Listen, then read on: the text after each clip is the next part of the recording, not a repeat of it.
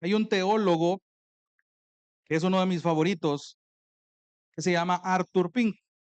Él es muy reconocido por escribir un libro que se llama Los atributos de Dios. Es un libro muy pequeño, el cual le recomiendo mucho. Y este libro, Los atributos de Dios, hay un apartado donde él en un capítulo habla acerca de la gracia de Dios. Y permítame citarle algo que a mí me llama la atención respecto a la gracia. Él escribe al respecto lo siguiente: la gracia divina es el favor soberano y salvador de Dios ejercido en el otorgamiento de bendiciones a aquellos que no tienen mérito en ellos. Y por dichas bendiciones no se les exige compensación. Aún más, es el favor de Dios que se muestra a aquellos que no solo no tienen nada positivo en ellos, sino que son completamente merecedores de males y del infierno. Cierro cita. En palabras más sencillas de otro teólogo llamado Abraham Booth, él dice que es el eterno, hablando de la gracia de Dios, que es el eterno y absoluto favor libre de Dios, manifestado en conceder bendiciones espirituales y eternas a los culpables e indignos. Cierro cita. ¿Por qué le cito esta definición que probablemente usted ya conoce? Si yo le pregunto a usted, ¿qué es la gracia, hermano? ¿Cómo me definiría en palabras sencillas la gracia? Y la respuesta más común que solemos dar o escuchar es que es un favor inmerecido o un regalo inmerecido. Pero realmente solemos pasar por alto la profundidad de esta virtud divina y a veces desconocemos esas dos simples palabras de manera profunda. ¿Es un favor? ¿Es un regalo? Sí. A veces no dimensionamos la magnitud de ese favor o de ese regalo. Y mucho más la segunda palabra, es algo inmerecido que usualmente también pasamos por alto. Entonces, ¿qué sucede con esto? Hermanos, por causa de minimizar la gracia, es que ahora existen muchos corazones desagradecidos. Por causa de minimizar la gracia, es que ahora existen muchos corazones desagradecidos. Curiosamente, fíjese, la palabra desagradecido en nuestro idioma viene del latín desgratus. Ese des significa negación y gratus, curiosamente, se deriva de la palabra gratia en el latín, señalando a alguien que es agradable o agradecido. La idea completa de alguien desagradecido es alguien que no reconoce el favor que ha recibido. Y vale la pena repetir entonces la advertencia. Por causa de minimizar la gracia es que ahora existen corazones desagradecidos que no se percatan del favor que han recibido.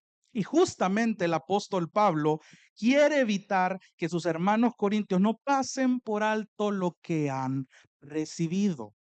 Y suena un poco ilógico porque en el contexto que hemos estado viendo a lo largo de todos estos sermones, los corintios son los protagonistas en la acción de dar.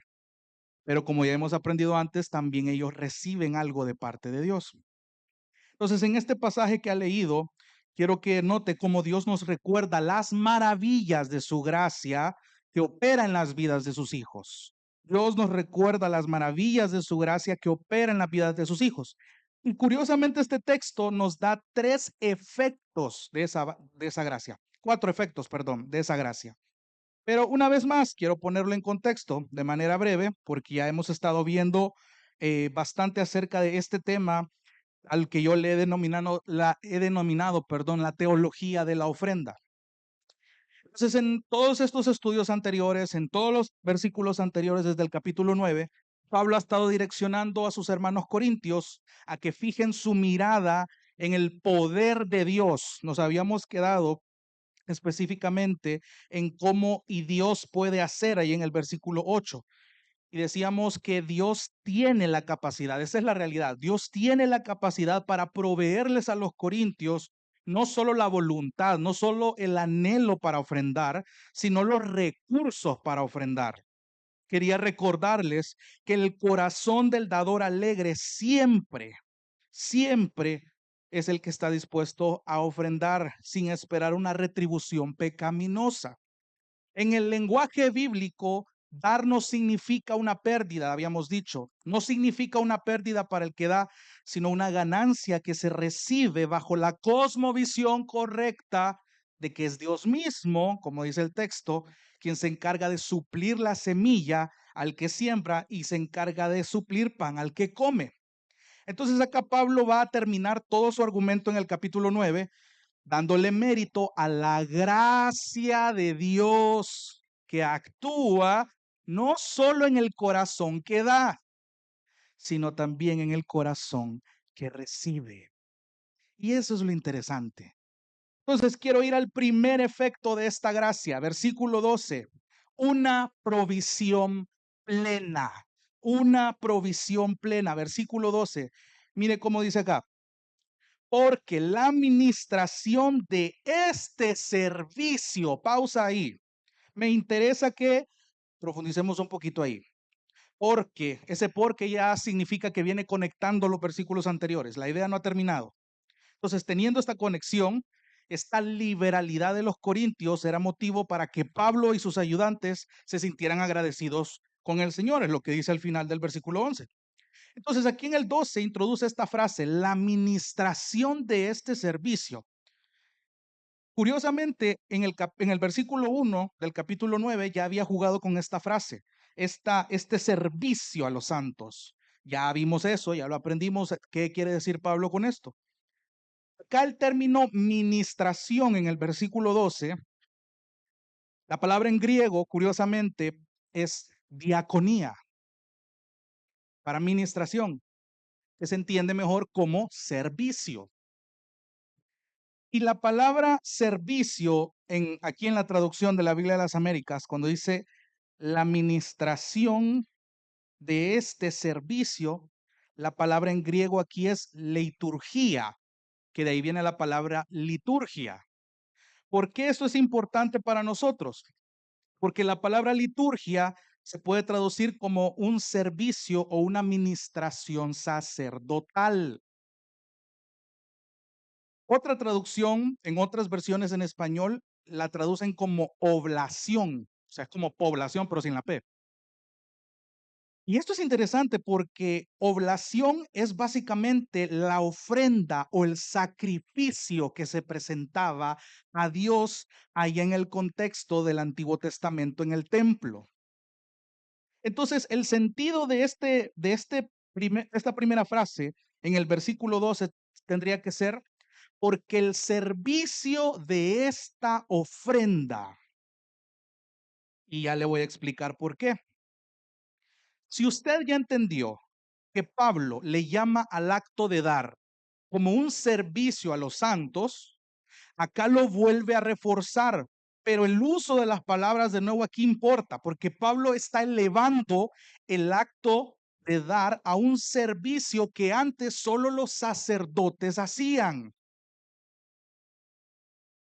Se lo repaso un poco. En el Antiguo Testamento, el pueblo de Israel en los tiempos del templo, en el desierto, no podían presentarse, es decir, algún fulano del pueblo de Israel tuviera ganas de ofrendar, por ejemplo, que de hecho estaba el diezmo, que básicamente era un impuesto. Entonces, la persona no podía acceder al templo de manera liberal, de manera libre, perdón, y venir, bueno, aquí vengo con mi ofrenda, háganse un lado, paso del atrio al lugar santo y del lugar santo al lugar santísimo. No, no se podía hacer eso, no se podía.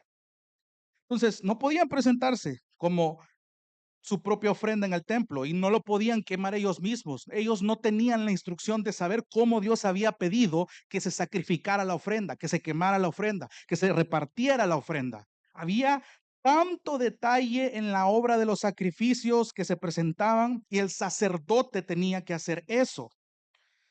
Es decir, había una liturgia establecida por Dios que encomendaba que los sacerdotes fueran los que ejecutaran el sacrificio según las indicaciones que Dios les dio. Eso lo pueden ver desde Éxodo hasta Deuteronomio. Pero ¿qué pasa? ¿Por qué esto tiene que ver con lo del Nuevo Testamento? Si ahora entendemos lo que Cristo hizo gracias a su obra en la cruz y que gracias a este nuevo pacto que vemos en el Nuevo Testamento, no hay una necesidad ahora de presentar más ofrendas por nuestros pecados. Lo entendemos bien. Tenemos acceso al Padre gracias a quién? Gracias a Cristo. Entonces, Pedro en sus epístolas le llama ahora a este pueblo un real sacerdocio. Entienda bien esto, porque este real sacerdocio entonces, ¿qué es lo que va a ofrendar?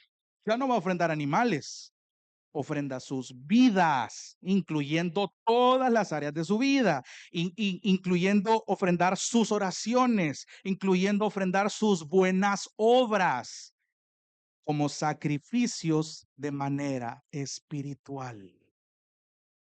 ¿Por qué es importante que usted entienda esta conexión? Porque para los corintios, después de todo el pasado con el que venían cargando, todos los problemas por los que habían pasado, evidentemente representaba un sacrificio poder ofrendar una enorme cantidad de dinero junto con otras iglesias de Macedonia para una iglesia de judíos. Y esto va a ser importante, ya lo he dicho antes, para más adelante. Entonces, cuando está diciendo acá, en el versículo 12, porque la administración de este servicio está reforzando lo del versículo 1, señores. Ustedes están sirviendo esta ofrenda a un nivel espiritual como lo que los sacerdotes hacían en el Antiguo Testamento, porque Dios está viendo con olor grato lo que ustedes están a punto de hacer. Por lo tanto, quiero dejar en claro, les está diciendo Pablo, que esto es importante, lo que ustedes están haciendo es importante. El corazón de dador alegre que Dios ha transformado en ustedes, a Dios le importa. Y eso es motivo de gozo para nosotros, dice Pablo. Entonces siga leyendo el versículo 12. Porque la administración de este servicio, o como ya lo vimos bien, el servicio de esta ofrenda, no solo suple con plenitud lo que falta a los santos. Otra pausa ahí. Aquí me llama la atención la palabra suple. En la Reina Valera solo aparece así, suple. Pero aquí en la Biblia de las Américas añade una cualidad. Dice acá que suple con plenitud. Que suple con plenitud. Y esta es más acertada porque en el idioma original, esta palabra en el griego solamente la va a ver aquí en este versículo y lo va a ver más adelante en el capítulo 11, versículo 9. La idea de esta palabra suplir con plenitud es una satisfacción plena, habla de una provisión plena, a la medida, una provisión completa. Si usted se acuerda del sermón anterior, ya va a entender las referencias y las vamos a estar viendo. Entonces, continuando, porque la administración de este servicio no solo suple con plenitud lo que falta a los santos, es decir, lo suficiente, lo necesario, lo completo a la iglesia en Jerusalén, sino que también sobreabunda a través de muchas acciones de gracias a Dios.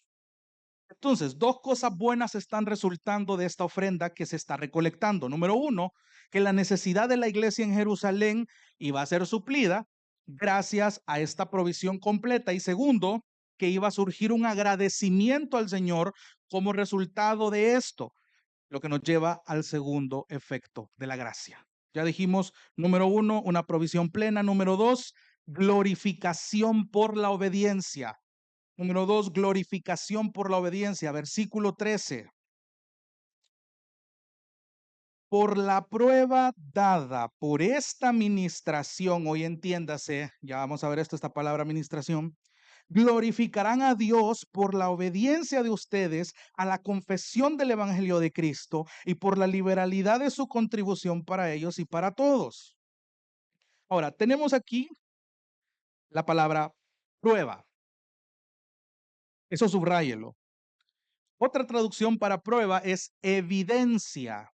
Y la idea de esta palabra en el original es mostrar una prueba de que algo es verdadero, una prueba, una muestra de que algo es genuino. Entonces, otra manera de decirlo sería, porque esta muestra que intenta probar que esto es genuino, ustedes van a glorificar al Señor. O por esta evidencia que busca comprobar lo verdadero de esto, de este servicio, de esta administración, van a glorificar a Dios. Y esto es tanto el que recibe como el que da y como los que atestiguan. Entonces, gracias a la evidencia de esta ofrenda, se iba a comprobar que tanto el corazón como la acción de los corintios era algo verdadero, era algo genuino. Un resultado que la misma palabra y el versículo dice que es de la obediencia al evangelio de Cristo, una obra divina por donde se le viera. Hermanos, y esto va muy amarrado con las acciones de gracias que Pablo ha descrito en los versículos anteriores. El efecto de dar no solo radica en el corazón que da, sino en el corazón que recibe, y en este caso, como lo vuelvo a repetir, de quienes están atestiguando dicha obra. Póngase a pensar, los de la iglesia en Jerusalén iban a glorificar a Dios por la obediencia de creyentes generosos que han obedecido el mandato de Cristo en su evangelio. ¿Se acuerda hace dos sermones el texto de Lucas 6:38? Jesús hablando dice, den y se les dará. Ya dijimos que eso no necesariamente está refiriéndose solo a cosas materiales. Está hablando del corazón, del ánimo del corazón alegre. Y está hablando bajo el contexto de juzgar a los demás. El texto dice 6:38 de Lucas, dad y se os dará, medida buena, apretada, remecida y rebosando darán en vuestro regazo, porque con la misma medida con el que ustedes miden, los volverán a medir. Entonces, ¿qué está recordándonos esto? La retribución de parte del Señor. Hermano, tenga cuidado y siempre lo repito y hago este paréntesis. Tenga cuidado con las enseñanzas que le están prometiendo que Dios está obligado a darle monetariamente a usted si usted ofrenda. Ya vimos el peligro de ofrendar impulsivamente, porque ya vimos que el dador alegre se caracteriza por dar como propuso en su corazón, es decir, ya lo decidió de antemano, ya planeó.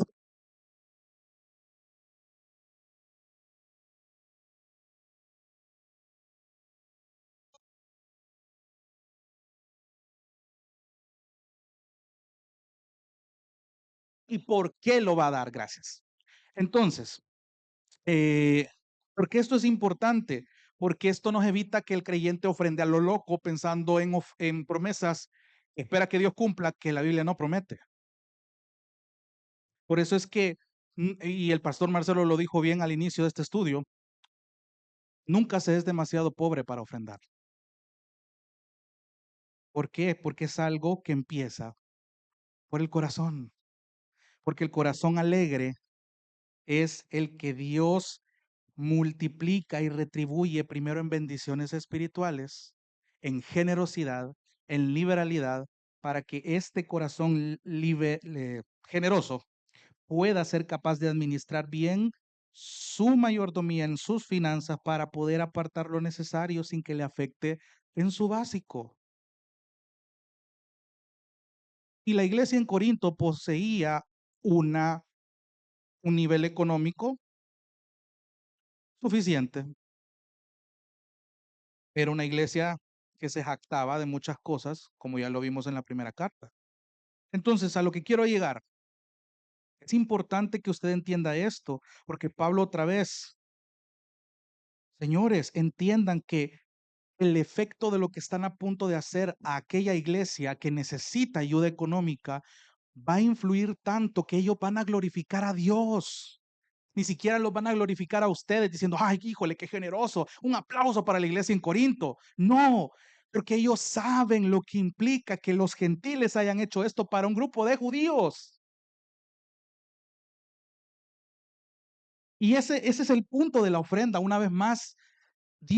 A Dios le interesa el corazón detrás de la ofrenda. Me encanta cuando vimos también en Primera de Crónicas 29:14, el primer libro de Crónicas, las palabras del rey David, cuando instó al pueblo a ofrendar para la construcción del templo que su hijo iba a construir al final. Y él dice, orando al Señor, primer libro de Crónicas 29:14, porque ¿quién soy yo? ¿Y quién es mi pueblo para que pudiésemos ofrecer voluntariamente cosas semejantes? Pues todo es tuyo, y de lo recibido de tu mano te damos. Y un último comentario que yo quiero hacer. De hecho, algunos de ustedes tienen una versión de la Biblia de las Américas en una edición que curiosamente se llama Gracia y Verdad.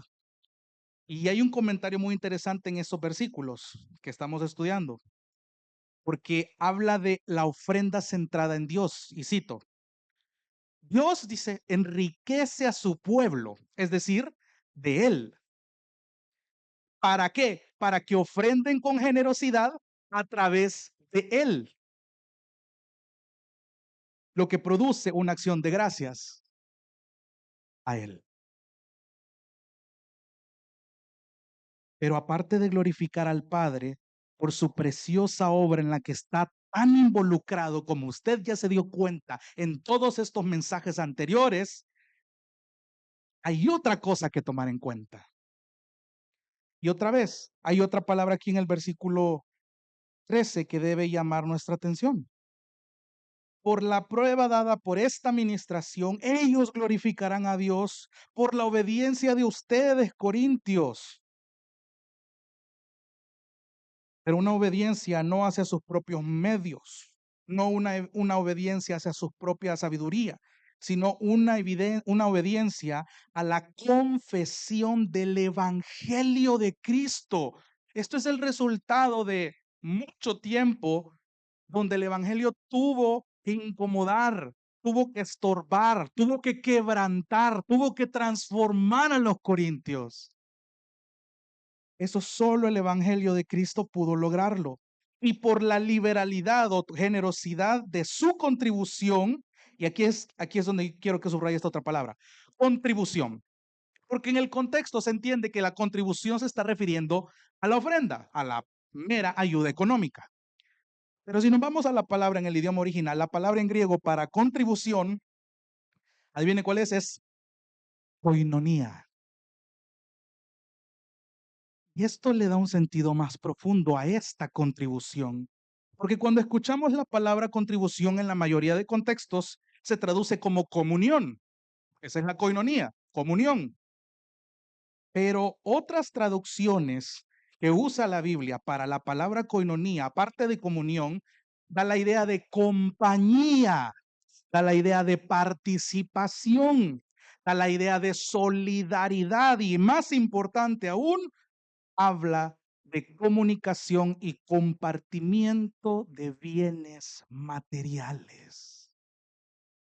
Es decir, que bajo el punto de vista bíblico, la coinonía no es solo pasarla bien entre hermanos o cantar y citar el Salmo 133:1. Qué bueno y qué delicioso es estar los hermanos juntos en armonía. No, estar gozando de una comunión, de una coinonía bíblica, no solo es eso.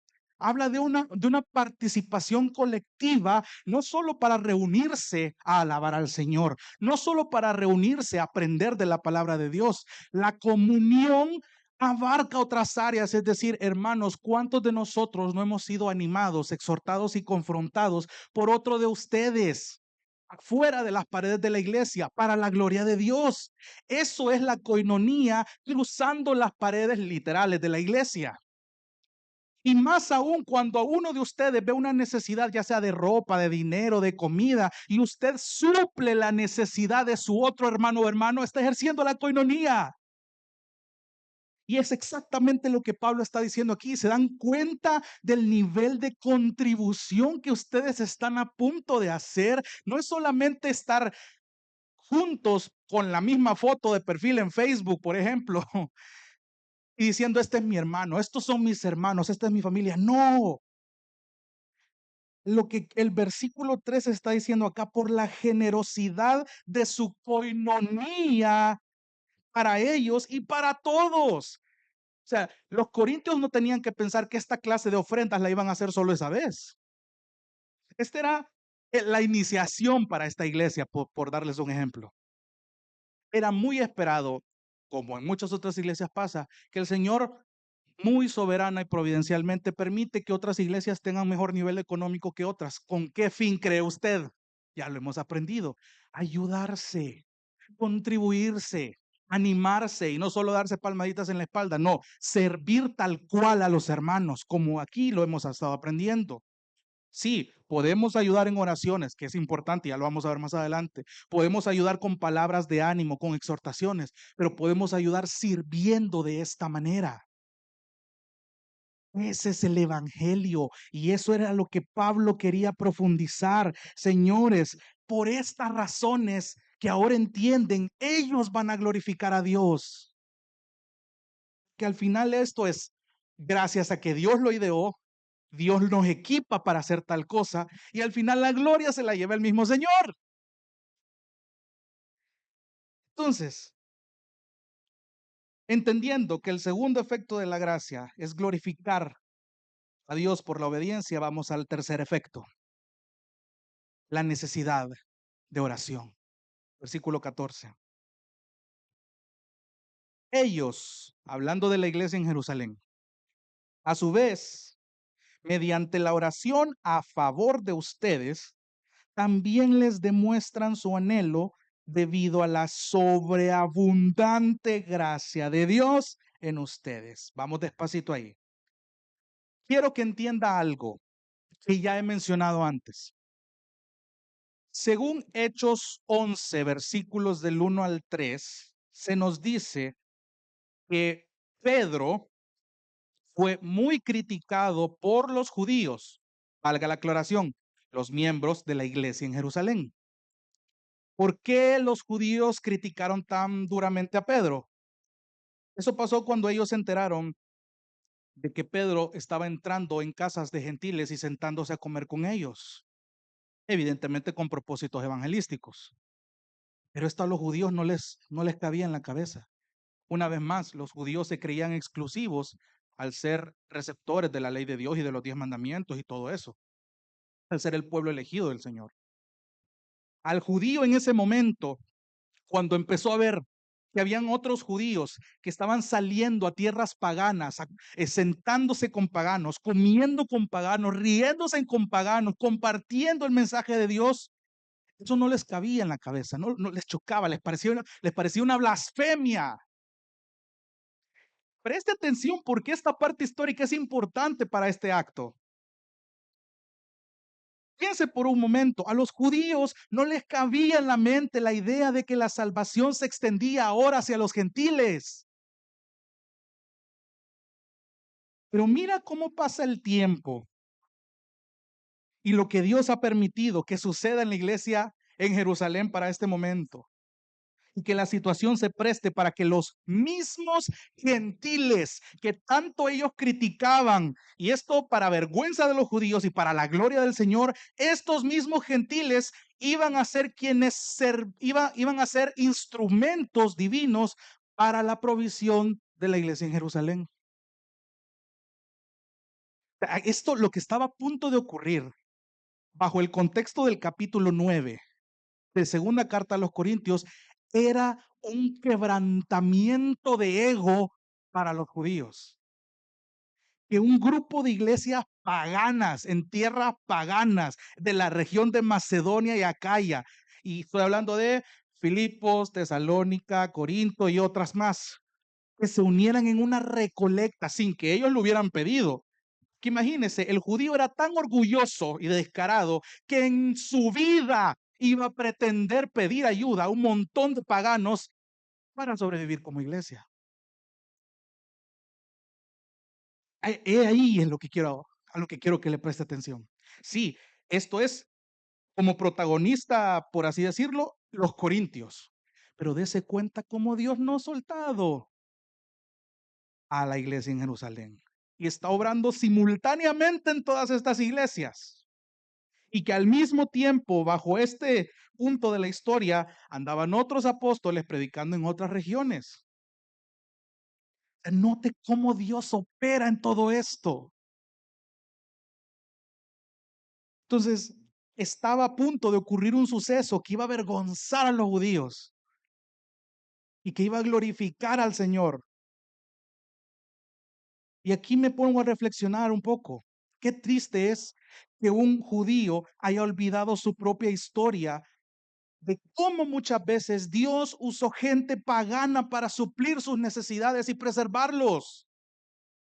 Le pongo un ejemplo. ¿Se acuerda la historia de Potifar y José? Cómo el Señor usó gente de Egipto para preservar lo que José iba a hacer más adelante. Bueno, Dios a través de José. ¿Se acuerda usted de la historia de los dos reyes persas, Ciro y Artajerjes, en el contexto del cautiverio de Babilonia? Uno de los reyes permitió que Israel fuera liberada de su cautiverio y el rey Artajerjes, según el versículo 1 de Nehemías 1, permitió que el pueblo volviera a reconstruir su ciudad. Reyes paganos, reyes paganos. Y hay muchas otras más, pero el punto es ese. La capacidad de Dios se da cuenta, como lo dijimos en el sermón pasado, Dios puede hacer. Eso es todo. Toda la referencia aparte de lo que vimos la semana pasada en el versículo 8. Dios puede hacer. Que toda gracia abunde para ustedes, a fin de que teniendo siempre en todo lo suficiente, en todas las cosas, abunden para toda buena obra. Ya aquí ya era el aterrizaje de todo esto. Y qué triste que un judío para este tiempo hubiera olvidado esto. No habían entendido lo que el Mesías vino a hacer. El nuevo pacto que se acababa de ratificar, lo que estaba aconteciendo frente a sus ojos, el Espíritu Santo siendo derramado para que los gentiles que eran lejanos, dice Efesios, ahora son acercados. Eso era algo increíble. Y esa es una de las maneras muy sutiles en las que muchas veces no vemos la gracia. Si hoy hago este pequeño paréntesis y lo traslado a nuestros tiempos, hoy ya nadie se alegra que alguien se ha convertido al Señor de manera genuina. Ah, sí, sí, ya se hizo cristiano y va a la iglesia. Está bien, qué bueno. Ojalá le dure. Mano, ¿cómo está su percepción de la gracia? Es lo que le mencionaba al inicio.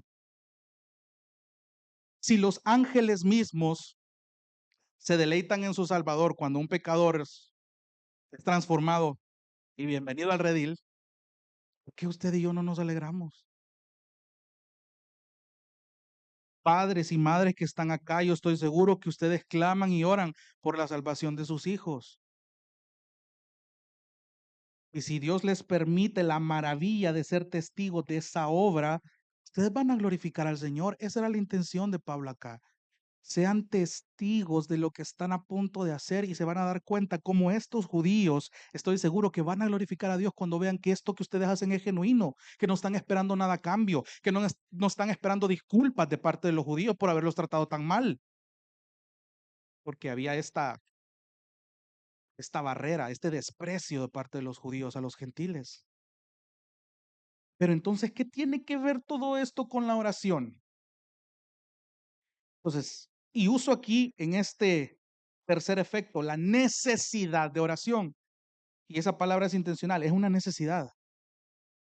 Porque una vez comprobado lo genuino de la ofrenda de los corintios, los judíos, es decir, los receptores de esta ofrenda, tenían que cambiar su manera de pensar respecto a los gentiles. Por eso es tan importante que usted entienda la perspectiva de los judíos bajo ese sentido. Cuando el judío iba a entender que esa ofrenda, que la provisión que tanto le oraron al Señor, porque yo me atrevo a asumir, hermanos y hermanas, que la iglesia en Jerusalén sí oró al Señor por la situación que estaban atravesando. Sí confiaba en el Señor de que les iba a proveer lo necesario. no sabían ellos por qué medios Dios iba a proveer, pero iba a proveer. Pero mira cómo es el Señor. Que usó a gente que ellos odiaban para esa provisión. Entonces piensa un momento en el impacto que esto iba a ocasionar cuando se dieran cuenta. Aquí está la respuesta de la oración. Pero ¿de quién vino? Uy, eso era el choque. Eso era el choque. Y Pablo está asumiendo aquí, está afirmando, no está asumiendo. Ellos, a su vez, mediante la oración a favor de ustedes. O sea, Pablo aquí estaba hablando antes de que esto sucediera. Estaba escribiendo antes de que esto sucediera. Pero mira la convicción de Pablo en la obra del Señor detrás de todo esto, que se atrevió a asumir que los judíos que despreciaban a los gentiles, al ver la reacción y lo genuino de su ofrenda, los judíos iban a tener una reacción que en lugar de despreciar su ofrenda, la iban a recibir, glorificarían al Señor y en respuesta de ello los iban a bañar en oraciones. No minimices el poder de la oración, hermano. Es como, entonces como yo no tengo que pagarte, te voy a pagar con oración. No, no lo vea de esa manera tan burda. La oración aquí está casi al mismo nivel de la gracia. Si bien es cierto, es un medio, es un resultado de ella, la oración es un arma tan poderosa que el mismo Jesús la diseñó, dio un modelo. Y aún en su momento más vulnerable, Jesús mismo usó la oración. Solo mire la oración de Juan 17, se la dejo de tarea, una oración preciosa que Jesús hace en su momento más angustiado. Ora por sus discípulos, sí, ora por él mismo, iba a pasar un gran tormento en ese momento, pero jamás se olvidó de orar por los suyos. Y es precisamente lo que Pablo está diciendo, señores. La respuesta de esto es que ellos, a su vez, van a orar a favor de ustedes. Judíos orando a favor de gentiles. Jamás había pasado eso. Judíos orando a favor de gentiles. En la mente de un judío afirmar esto era para que se rasgara sus vestiduras. Pero no solo eso, dice el versículo 14, también les van a demostrar su anhelo. Y quiero que haga énfasis en esa palabra, subraya esa palabra, anhelo. Porque la palabra anhelo tiene la idea de desear fuertemente, añorar. Y la traducción que yo considero más acertada es sentir un gran afecto por. Entonces, si trasladamos ese sentido a esta palabra, ellos a su vez, mediante la oración a favor de ustedes, también les demuestran su afecto. Ellos a su vez les van a demostrar el afecto correcto a ustedes. ¿Pero por causa de qué? ¿Cuál es el origen? ¿Cuál es la causa de este afecto que ahora los judíos tenían con los gentiles en sus oraciones? Y al final del versículo 14 está la respuesta. Debido a la sobreabundante gracia de Dios en los corintios. Y aquí Pablo está siendo enfático, no minimicen la oración, no minimicen la gracia que han recibido. Algo sobreabundante, es decir, algo superior, algo incomparable, algo extraordinario. Pablo está tratando de buscar unas palabras en su propio idioma en ese momento para describir esta gracia y no la encuentra. Solo está diciendo, señores, esto es algo sobreabundante. Algo ha pasado. Y esto está pasando en los corazones de los judíos y en los corazones de los gentiles.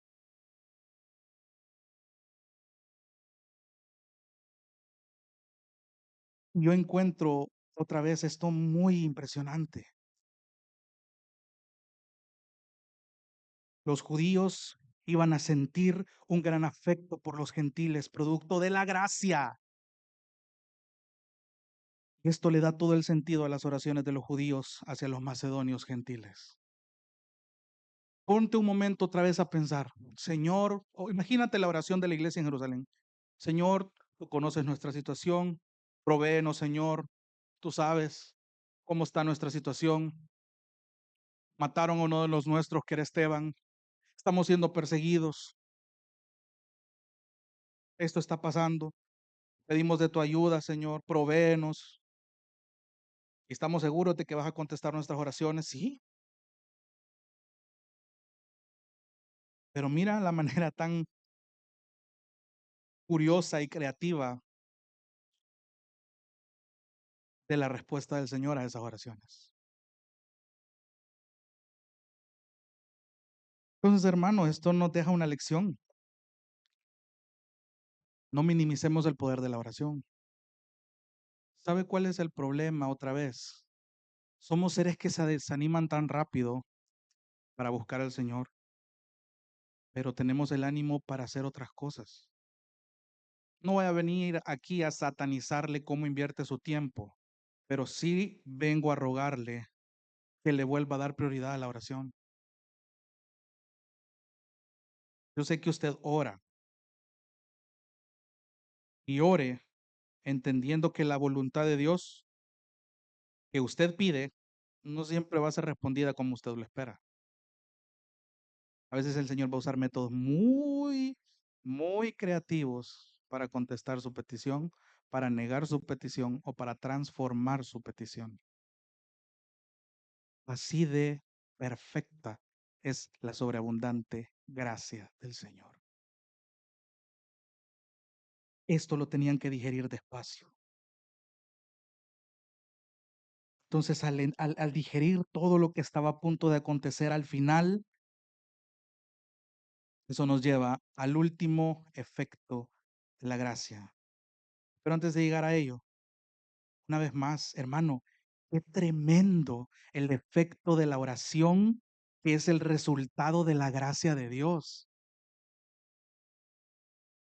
Esto debe ser un gran golpe para nuestro ego, porque seguramente en nuestro corazón hay personas que despreciamos, casi que el nivel de los judíos hacia los gentiles. Pero ¿qué tanto está transformando la gracia de Dios tu corazón para que tú empieces a orar de manera intencional y detallada y precisa por esta gente que tú desprecias?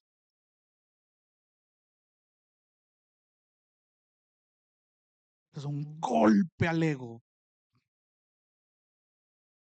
porque si tú pones esa barrera, tú no estás confiando en la gracia. Es más, ni siquiera la has entendido. Porque si tú no has entendido que tú no merecías esa gracia, ¿qué te hace pensar que tú puedes privarla a otros? ¿Cómo hablar del amor?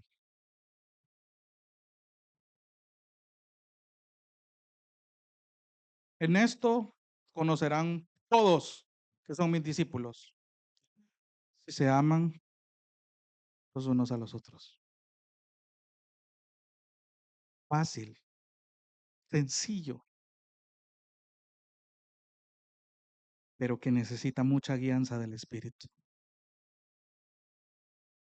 Y te recuerdo, los judíos debían reconocer el mérito divino en esto, en que solo Dios pudo ser capaz de transformar a gentiles con la reputación que los corintios tenían. Gente pagana, gente que tuvo escándalos sexuales en su iglesia, que tenía divisiones en su iglesia. O sea, todo lo negativo que pasaba en una iglesia en Corinto, en tierras paganas, los judíos ni se querían topar con ellos, y así se llaman iglesia estos. Pero mira cómo Dios está obrando acá en ambas iglesias. Dios pudo ser capaz de transformar a gentiles con la reputación fea que tenían los corintios y los transforma en creyentes genuinos. Por tanto, los judíos debían mostrar una gratitud a Dios, debían darle gracias por estos gentiles y agradeciendo a los propios gentiles también. Pablo estaba siendo testigo de todo esto y solo pudo concluir de una hermosa manera.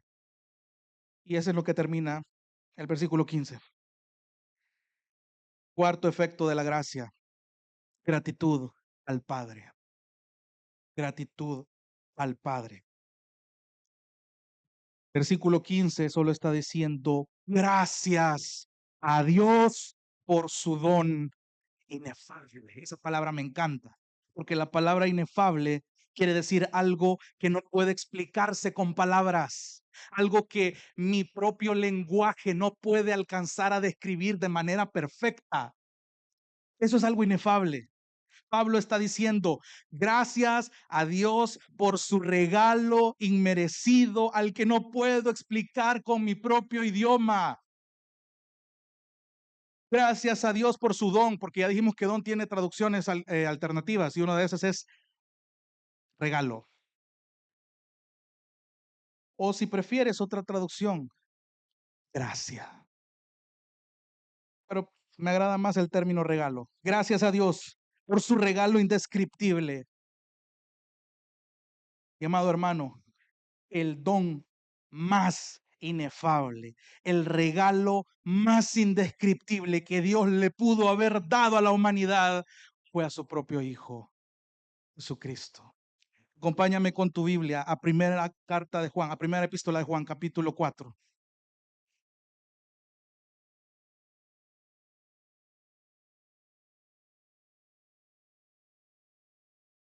Primera epístola de Juan, capítulo 4. Hay coritos de este verso, de este versículo, perdón. Y muchos se los puede de memoria, pero bajo el contexto del que hoy hemos aprendido, primera de Juan, capítulo 4, versículo 7.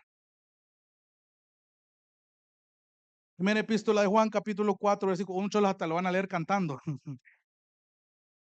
Versículo 7, amados, amémonos unos a otros. ¿Por qué? Porque el amor, ¿de dónde viene? Es de Dios, y todo el que ama es nacido de Dios. ¿Y qué más? Conoce a Dios. Pausa ahí. Hermano, ¿te das cuenta la importancia de conocer a Dios? Si afirmas conocer a Dios, eso significa que lees tu Biblia. Si lees tu Biblia, eso te conduce a orar. Si te conduce a orar, te conduce a amar a tus enemigos. Si te conduce a amar a tus enemigos, tienes que convivir con ellos. Y si convives con ellos, modelas el evangelio. ¿Te das cuenta cómo todo esto sí funciona y es importante? Porque el pueblo que no conoce a su Dios se pierde. Entonces el que ama realmente a Dios es porque ha nacido de Dios, ha nacido de nuevo y conoce a Dios. Versículo 8. El que no ama no conoce a Dios, porque Dios es amor. En esto se manifestó el amor de Dios en nosotros, en que Dios ha enviado a su Hijo unigénito al mundo. ¿Para qué? Para que vivamos por medio de Él. En esto consiste el amor. No en que nosotros hayamos amado a Dios, sino en que Él nos amó a nosotros y envió a su Hijo como propiciación por nuestros pecados. El sumo sacerdote por excelencia fue Jesucristo mismo, y por eso Juan dice en el 11, amados, si Dios así nos amó de esa magnitud, a ese nivel sacrificial, se dio como el mayor ejemplo de un dador alegre, así también nosotros debemos amarnos unos a otros.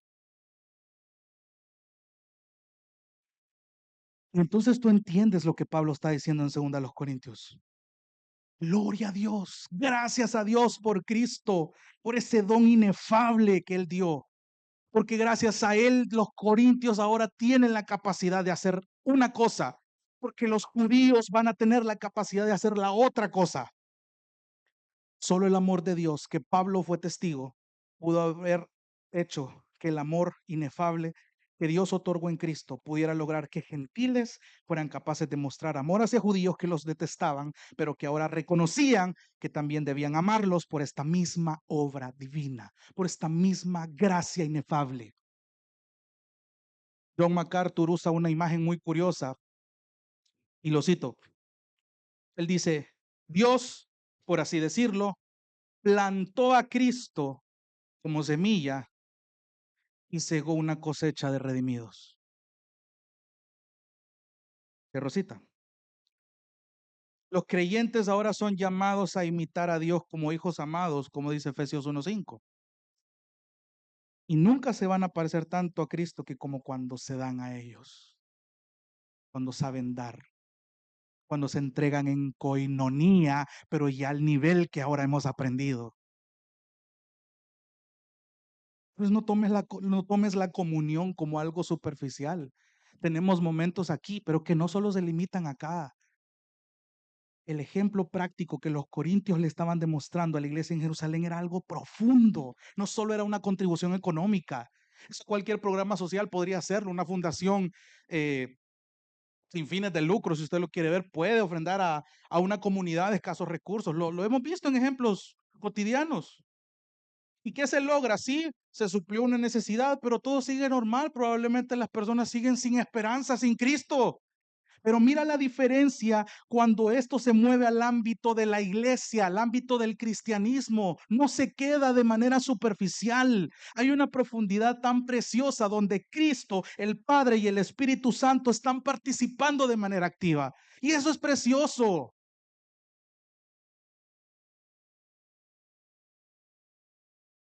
Y aquí es donde el capítulo 9 termina. Solo permíteme darte un dato antes de ir aterrizando. Después de escribir la segunda carta a los Corintios, Pablo sí los visita y de acuerdo a lo que dice en los primeros versículos de Hechos 20, estuvo ahí más o menos 3 meses y fue desde ese lugar que él escribió la carta a los romanos. Y fíjate lo que le cuenta él a los romanos que hicieron los Corintios. Romanos capítulo 15. Romanos capítulo 15, versículos 25. Romanos 15, 25 dice, pero ahora, Pablo está diciéndole a los romanos, desde Corinto, ahora voy a Jerusalén. ¿Para el qué? Ah, ahora ya lo entiendes de la manera que Pablo lo quiere comunicar. Pero ahora voy a Jerusalén para el servicio de los santos, pues Macedonia y Acaya han tenido a bien hacer una colecta para los pobres de entre los santos que están en Jerusalén. Sí, mira cómo lo describe. Sí, o sea, este sí es sí, aunque ustedes no lo crean, cristianos de Roma. Yo sé que esto es chocante hasta para los propios gentiles. Uy, gentiles ayudando a los judíos. Eso jamás se había visto. Hoy léelo bajo ese sentido, versículo 26. Pues Macedonia y Acaya han tenido a bien hacer una colecta para los pobres de entre los santos que están en Jerusalén. Sí, esto es verdad. Sí, aunque no lo crean, tuvieron a bien hacerlo y a la verdad están en deuda con ellos. Porque si los gentiles han participado de sus bienes espirituales, también están obligados a servir a los santos en los bienes materiales. Esto suena un poco legalista si no se entiende todo el trasfondo. Pero mira aquí, trata de ver esto como una pieza del rompecabezas. En el rompecabezas de la iglesia de Corinto faltaba una pieza. En el rompecabezas de la iglesia en Jerusalén faltaba otra pieza. Y curiosamente la pieza faltante del otro complementaba al otro. Es decir, Corinto estaba siendo transformado y le hacía falta llevar a la práctica todo ese anhelo que Dios iba transformando en ellos hasta que soberanamente Dios pone a una iglesia como en Jerusalén y, oh sorpresa, aquí está la oportunidad. Pueden ofrendar de manera material, pueden bendecir de manera económica. Y a los judíos que se creían exclusivos, que detestaban a los paganos, que tenían que poner en práctica el amor y la humildad, se les dio la oportunidad de complementar esa pieza que les faltaba, dejándose ayudar por quienes más detestaban. Solo Dios puede hacer eso. Entonces, en estos pocos minutos que me quedan, traslademos esto a nosotros. Quiero darle 4 principios nada más, precisos, básicos. Número 1, déjeme recordarle que Dios es el que provee pan al que come. Lo hemos leído en versículos anteriores. Dios provee al dador alegre. Si usted y yo hemos sido llamados a ser dadores alegres, tenemos que entender que al dador alegre, Dios le va a dar más porque sabe que va a dar más. Esto es una continua cadena de bendiciones en el correcto sentido de la palabra. Esto es una cadena de bendiciones que solo Dios es la fuente, Dios es el medio y Dios es el fin. Porque al final la gloria se la lleva el Señor. O sea, dese cuenta de lo que hay detrás de esto, hermano. Al dador alegre Dios le va a dar más porque sabe que va a dar más. El dador alegre nunca va a dar por motivos egoístas, sino porque quiere dar de manera genuina. Por eso es que ofrendar a lo loco no tiene sentido. Tiene que dar como usted ya propuso en su corazón. Que hay dadores que dan mucho por las razones pecaminosas, porque piensan, lastimosamente, que así están comprándole el favor a una iglesia, a muchos pastores, y hacen tratos especiales, pactos especiales con el Señor y creen que pueden sobornarlo. Hay creyentes así, hoy, en pleno 2026. Si usted se topa con uno de estos, ahí le dejo la tarea de 2 Corintios 9. Número 2, la gratitud siempre va a glorificar a Dios. ¿Sabe por qué? Porque la gratitud es una expresión de adoración. En muchos salmos se invita al pueblo a dar gracias a Dios. Cantamos de dar gracias a Dios porque es una forma de glorificar al Señor, es una expresión de adoración. Podemos adorar al Señor con nuestras palabras, sí, pero también con nuestras acciones. ¿De qué manera tú muestras tu gratitud al Señor? Pero más importante aún, ¿por qué muestras tu gratitud al Señor? ¿Sabes por qué debe de ser? Porque tú has entendido la gracia que has recibido.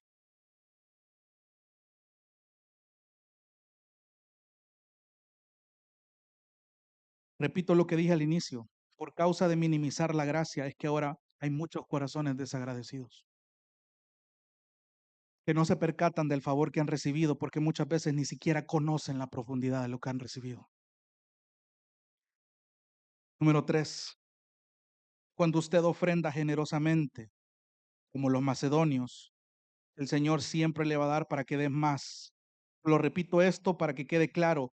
Dios es la fuente de todo esto, porque no es un asunto de dinero el ofrendar, sino una actitud del corazón. Cuarto y último, la experiencia de ofrendar permite que Dios sea glorificado por la obediencia de los que confían en Cristo. Y aquí hay muchas excusas que yo podría enlistarle, porque es como, no, mira, lastimosamente conocemos personas o hemos experimentado que este tema de las ofrendas a veces es un tema tabú en muchas iglesias. ¿Por qué? Porque hay gente estafada, hay pastores corruptos, hay organizaciones que no son genuinas, pero que llevan el nombre de iglesia. Lastimosamente el tema del dinero es un escándalo para los gentiles. No, ¿y para qué voy a ir a esa iglesia? ¿Y para qué voy a ofrendar? Para darle de comer al pastor. Eso es lo usual. ¿Por qué? Porque la gente busca una iglesia perfecta bajo ese sentido, pero te tengo una noticia, amado hermano. A ti que constantemente, y probablemente yo también he estado en ello, te quejas de las iglesias, te quejas de tu propia iglesia local. Con mucho amor te lo digo, hermano. Tú quieres una iglesia perfecta, vete al cielo. Ahí va a estar. Ahí va a estar. Quiero una iglesia perfecta. Váyase al cielo. Ahí va a estar la iglesia perfecta, porque mientras estemos acá en la tierra, la iglesia va a ser imperfecta siempre. Por ello es que Dios levanta hombres que la están perfeccionando como instrumentos de santidad mientras Él regresa. Levanta creyentes, levanta remanentes que santifican a su iglesia, incluyendo estas áreas. Entonces, hermanos, recuerde las maravillas de la gracia operando en las vidas de sus hijos. Mire estos 4 efectos como algo real: provisión plena, gratitud por la obediencia, necesidad de oración y glorificación al Padre por ese don inefable que es Cristo. Citando de nuevo a Arthur Pink, permítame concluir con lo siguiente. Él dice algo muy interesante. Quejarse contra la parcialidad de la gracia es un acto suicida. ¿Por qué? Porque la gracia siempre va a enfatizar que quien la recibe nunca la mereció. Por eso es parcial.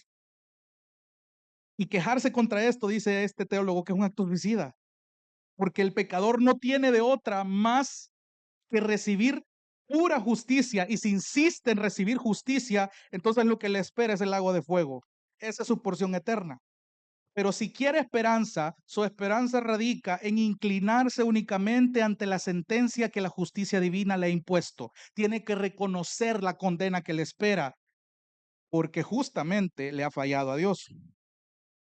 Pero cuando el pecador entiende la justicia absoluta de la misma y se arroja a la misericordia de Dios y extiende sus manos vacías y sucias para aprovechar la gracia de Dios que ahora se le ha dado a conocer en el Evangelio, entiende la obra de la Trinidad.